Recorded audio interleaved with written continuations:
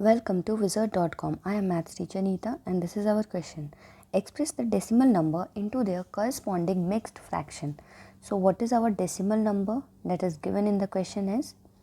The decimal number is 25.1 and we can write it in fraction as 25.1 as 251 by 10. Now what we have to do is we have to convert this 251 by 10 in mixed fraction. So how we do that? We divide 251 by 10. So let's divide it and see what the remainder comes. So this will give 20 and then from 5 times it will give 50 and the remainder is 1, we can see.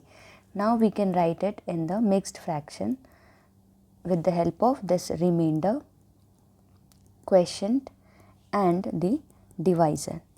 So how we write in mixed fraction is, we can write 251 by 10 as quotient remainder by divisor. So in this way we convert fraction into mixed fraction. So 251 by 10 can be written as 25 1 by 10. So this is our answer.